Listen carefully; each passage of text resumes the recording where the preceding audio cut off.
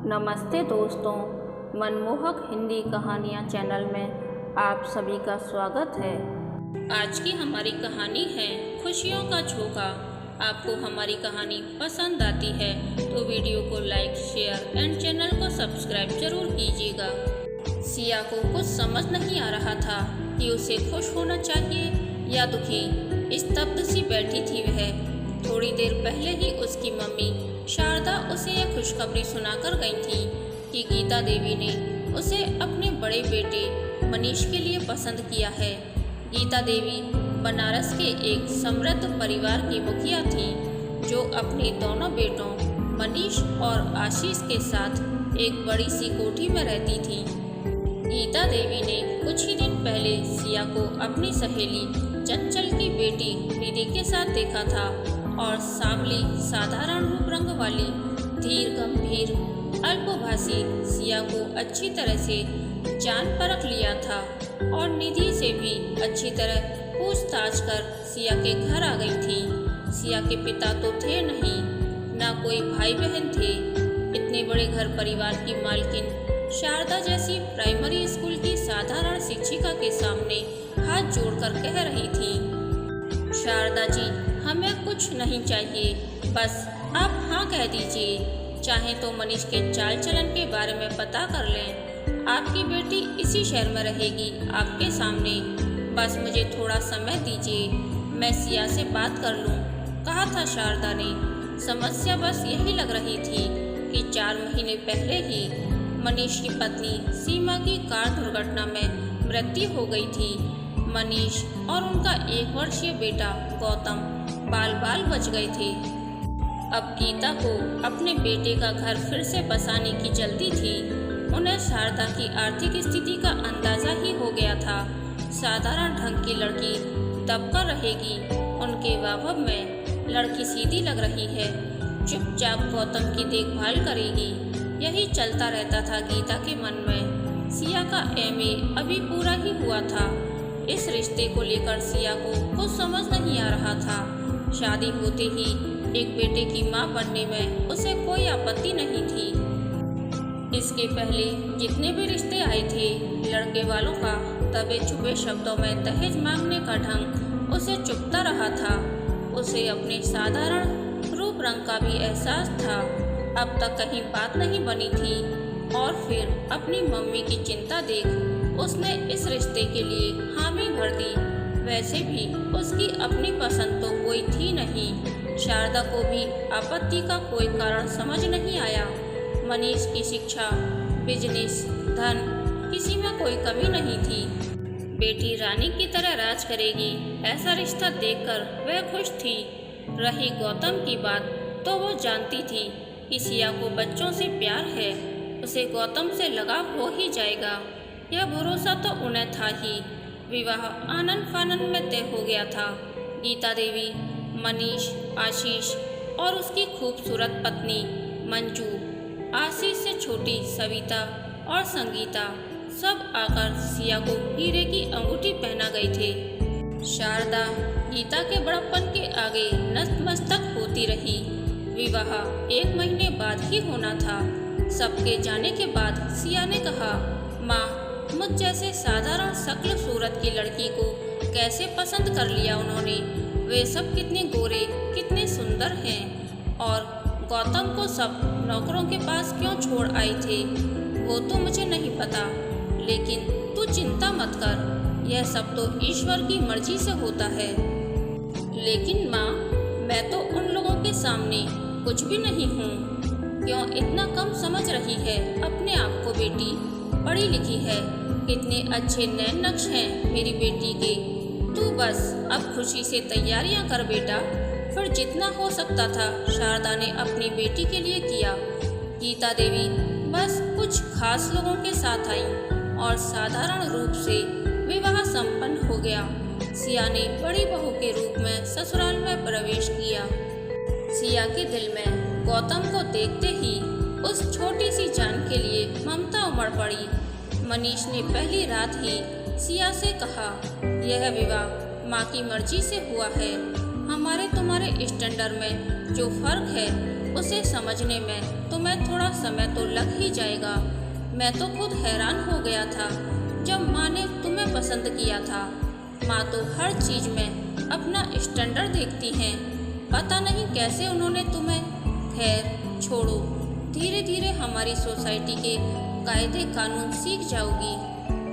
अवाक बैठी रही थी सिया। यह क्या हो गया? उसका दिल अंदर ही अंदर रो पड़ा। अगले एक हफ्ते में ही उसे सबके व्यवहार में एक परायापन लिए दूरी दिखाई देती रही। उसने सोचा, या यह अमीर गरीब का फर्क है। वह सबसे घुलने मिलने की कोशिश कर रही थी, लेकिन उनके स्तर में जो असमानता थी वह उसे साफ साफ महसूस होने लगी। सिया ने हर समय नौकरों की देखभाल में पलते गौतम को अपनी बाहों में लिया तो उसे अजीब सा सुकून मिला। सविता और संगीता अभी बीकॉम में पढ़ रही थीं। सिया को एडजस्ट करने में बहुत मेहनत करनी पड़ रही थी। पहली दिवाली पर गीता देवी ने मनीष से कहा, कल सिया को भी शॉपिंग करवा लाना।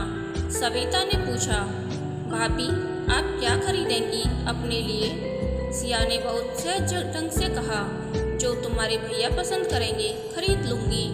मुंह फट संगीता ने कहा, भैया अभी तक तो गोरी चिट्टी भाभी के लिए जो भी खरीदते थे उन पर जचता था। आपके लिए तो उन्हें बहुत सोचना पड़ेगा कि क्या खरीदा जाए। अपमान से जल गया सिया का दिल। आंखें भर आईं। दुख और ज्यादा तब हुआ जब देखा वहाँ बैठा घर का हर व्यक्ति इस भद्दे व्यंग पर हंस दिया। मन हुआ कि कहे, क्यों लाए हो मुझे इस घर में? क्यों हाथ जोड़कर विवाह का प्रस्ताव रखा था? ले आते कोई गोरी सुंदर लड़की, लेकिन उसके संस्कारों ने उसे कुछ भी कहने से रोके रखा। अब सिया ज्यादा से ज्यादा समय गौतम की देखरेख में बिताने लगी थी। एक दिन वह अपने कमरे में अकेली उदास बैठी थी। मनीष ने कहा, उदास क्यों बैठी रहती हो? किसी रानी जैसा जीवन है तुम्हारा, लाइफ एंजॉय करो। सिया ने सोचा, रानियां क्या सचमुच सुख से रहती हैं? कीमती साड़ी, गहने, नौकर, राजमहल के अलावा नारी को सुखी होने के लिए और क्या चाहिए भला? पर पता नहीं क्यों बचपन से ही रानियों के सुख को लेकर उसके मन में बहुत सा संदेह रहता था। रानियों से क्या कभी किसी ने उसके मन की खुशी के बारे में पूछा था? मनीष ने टोका, क्या सोच रही हो? मैं माँ से मिल आऊं? मन लगता है वहाँ तुम्हारा? क्यों नहीं लगेगा? मैं समझी नहीं। अरे यहाँ इतना आराम है तुम्हें। अब तो तुम्हें यहाँ के वैभव की आदत पड़ गई होगी। इस बात का सिया ने कोई जवाब नहीं दिया, बस पूछा, गौतम को अपने साथ ले जाऊं? जवाब उनके रूम में आती गीता देवी ने दिया, नहीं बहू, उस छोटे घर में परेशान हो जाएगा वह। माँ जी, थोड़ी देर में तो आ ही जाऊंगी। नहीं नहीं, उसे रहने दो, तुम ड्राइवर और गाड़ी ले जाओ। सिया के मन को बहुत कष्ट पहुंचा।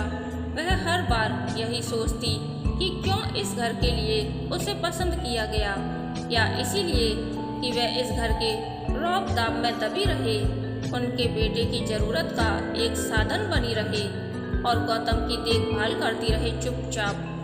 गौतम से तो उसे लगाव हो भी गया था। वह भी उसके आसपास ही मंडराता रहता। अब तो वह उसी के साथ सोने भी लगा था। उस दिन वह अकेली माँ से मिल आई। मनीष तो कभी उसके साथ गया भी तो खड़ा खड़ा हालचाल लेता और व्यस्तता का बहाना बना चल देता। अब सिया चाहती भी नहीं थी कि वह उसके साथ जाए। दामाद की सेवा में जब शारदा इधर उधर दौड़ती तो सिया बहुत असहज हो जाती। धीरे धीरे वह अकेली ही आने लगी थी। सिया के दिल को एक बड़ा धक्का लगा जब एक रात मनीष ने सिया से कहा, मैं दूसरे बच्चे के मूड में नहीं हूँ, बस गौतम हमारी एक ही संतान रहेगा। माँ भी यही चाहती है, पर क्यों? माँ कहती है दूसरा बच्चा होने पर गौतम को सौतेलापन महसूस ना हो, इसीलिए। सौतेलापन क्यों होगा? मैं तो गौतम को अपना बेटा ही समझती हूँ। माँ कहती है ये सब कहने की बातें हैं, फर्क तो होता ही है, लेकिन मैं माँ बनना। बीच में ही बात काट दी मनीष ने। बस गौतम की ही माँ बनकर रहो ना, क्या प्रॉब्लम है। उसी दिन उसने अपने दिल पर पत्थर रख लिया और चुपचाप यह दर्द पी गई। सिया ने सीमा की फोटो अलमारी में कई बार देखी थी। बहुत खूबसूरत थी सीमा। सिया को लगता कि कहाँ सीमा और कहाँ वो। 3 साल का साथ रहा था मनीष और सीमा का। उसे इस बात पर हैरानी होती कि मनीष सीमा की कभी बात नहीं करता था। उसने जब भी मनीष से पूछा था, मनीष ने सपाट सुर में कहा था, अब छोड़ो ना पुरानी बातें, जो है नहीं उसके बारे में क्या बात करना। सिया को अजीब लगा, इतना प्रैक्टिकल होना भी किस काम का। ऐसा नपातुला जवाब सीमा के लिए प्यार या जरा सी भी याद महसूस नहीं हुई। मनीष की आवाज़ में उसे शुरू में उसे इस बात पर गहरा दुख होता कि काश वो एक साधारण हैसियत, साधारण रूप रंग वाले इंसान की पत्नी होती तो शायद वह ज़्यादा खुश रहती। यहाँ कदम कदम पर भौतिक सुविधाएं बिखरी थी, लेकिन उसका मान सम्मान इन हाई सोसाइटी के लोगों के व्यंग्यवाड़ों से जलकर स्वाहा हो चुका था। अब उसे अपने माँ बनने का कोई दुख नहीं था। अपनी माँ के चेहरे पर दुख की एक परछाई न आने देने के संकल्प ने उसमें बहुत हिम्मत भर दी थी। अपनी मम्मी के बार बार पूछने पर उसने मनीष की बात बताते हुए कहा था, कोई बात नहीं माँ, गौतम ही मेरा बेटा है। समय को बीतना ही होता है, सो वह बीत रहा था। इंसानों के दुख दर्द से सरोकार रखना वैसे भी समय का स्वभाव नहीं रहा है। अब गौतम में सिया की जान बसी रहती। गौतम ही उसके मातृत्व की प्यास को पूरा करता। गौतम अब 5 साल का हो गया था। नौकरों के होते हुए वह खुद उसका हर काम करती। गौतम के लिए खाना बनाने का उसे बहुत शौक था। एक दिन वह गौतम के लिए किचन में कुछ बना रही थी। गीता देवी ने कहा, क्या तुम हर समय किचन में घुसी रहती हो? तुम मिडिल क्लास लोगों की यही समस्या है, अपनी मानसिकता और कल्चर छोड़ना ही नहीं चाहते। अब तुम एक बड़े बिजनेसमैन की पत्नी हो, तुम्हें उसी हिसाब से रहना चाहिए। नौकर भी क्या सोचते होंगे। सिया का सारा उत्साह ठंडा पड़ गया, दिल भर आया। गीता देवी आगे बोली, और एक तो तुम्हारा रंग वैसे ही इतना गहरा है, और गैस के सामने खड़ी खड़ी शक्ल सूरत खराब हो जाएगी। अरे ऐसे तो ना रहो कि लोग तुम्हें गौतम की नौकरानी समझें। सिया चुपचाप आंसुओं से भरी अपनी आंखें छुपाते हुए अपने रूम में आ गई। गौतम के आने तक वह मुंह हाथ धोकर फ्रेश हो गई। गौतम को वह खाना अपने हाथ से खिलाती थी। वह उसे पता नहीं कितनी बातें सुनाता रहा। फिर गौतम उसके पास ही लेट गया। सिया के मन में यही आ रहा था। उसकी माँ ने उसे पैसे से अधिक इंसान की इंसानी रिश्तों की कद्र करना सिखाया था। बचपन में रोपा गया संस्कारों का पौधा उसके मन में अपनी जड़ें फैला चुका था। इस तथाकथित हाई स्टैंडर्ड लोगों की श्रेणी में शामिल होने के लिए वह कैसे उसे एक झटके से उखाड़ फेंके। वह गौतम को खुद पढ़ाती। सबके कहने पर भी उसने गौतम के लिए कोई ट्यूटर नहीं रखा। वह अपनी तरफ से उसे बहुत अच्छे संस्कार दे रही थी। उसके स्कूल में जब भी पेरेंट्स मीटिंग का समय आता, या तो सविता या संगीता जाती।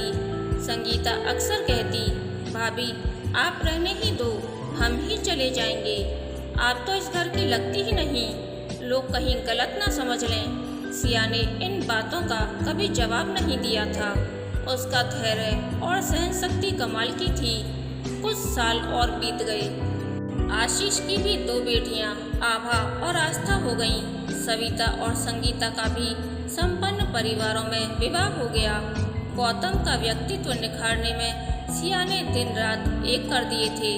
वह जानता था सिया उसकी सगी माँ नहीं है, लेकिन दोनों के बीच सगा सौतेला जैसे शब्द कभी नहीं आया था। समय अपनी रफ्तार से चलता रहा। सफलता की सीढ़ियाँ चढ़ता गौतम MBA करने के बाद अब बिजनेस में कदम रखने के लिए तैयार था। उसके लिए रिश्तों की अब लाइन लग गई थी। एक दिन सविता और संगीता दोनों सपरिवार आई हुई थीं। दोनों के एक एक बेटा था। गीता देवी, मनीष, आशीष, पूरा परिवार एक जगह जमा था। गीता देवी अब अस्वस्थ रहने लगी थी। डिनर के बाद सविता ने कहा, चल बता अब कैसी लड़की से शादी करेगा।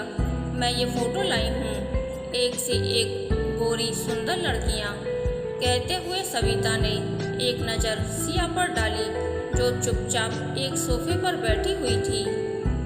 संगीता ने कहा, हाँ भाई, लड़की गोरी और सुंदर हो, आम सी शक्ल सूरत होगी तो पढ़ी लिखी होकर भी हमारे घर में फिट नहीं बैठेगी। इस घर की तो नौकरानियां भी अच्छी दिखती हैं। सिया का छलनी मन इन बातों का अभ्यस्त था। गौतम के चेहरे पर एक अनोखी आभा थी, होठों पर एक निश्चल सरल सी मुस्कान। वह अपनी जगह से उठकर खड़ा हुआ। सबकी नजरें उसकी तरफ थीं। आभा आस्था भी बोल उठी, हाँ भैया, जल्दी फाइनल करो लड़की। गौतम आराम से चलता हुआ सिया के सोफे के हत्थे पर बैठ गया। बाहें सिया के गले में डाल दी। कहने लगा, मुझे लड़की बिल्कुल माँ की तरह चाहिए। यही रूप रंग, यही स्वभाव, बिल्कुल माँ जैसी। एकदम सन्नाटा छा गया। अपने रूप के घमंड में डूबी वहाँ बैठी हर औरत सिया को ऐसे देख रही थी जैसे वह कोई अजूबा हो। और सिया, उसे तो उसके बेटे ने इस समय इतनी ऊंचाइयों पर उठा दिया था कि सारा जीवन अपमान में झुलसते हुए वह एक पल जैसे मान सम्मान और खुशियों का झोंका बन गया। उसका सांवला चेहरा कुंदन की तरह दमक उठा था। आंखों से खुशी के आंसू बहने लगे और उन आंसुओं के साथ उम्र भर की उपेक्षा का एहसास भी बहता चला गया। गौतम ने सिया के आंसू पोंछते हुए घुटने नीचे टिकाते हुए अपना सिर सिया की गोद में रख दिया। वहाँ उपस्थित हर व्यक्ति को जैसे सांप सूंघ गया था। कहानी के अंत तक बने रहने के लिए धन्यवाद। यह कहानी आपको कैसी लगी प्लीज़ कमेंट करके बताइए। कहानी पसंद आई तो वीडियो को लाइक, शेयर एंड चैनल को सब्सक्राइब जरूर कीजिएगा।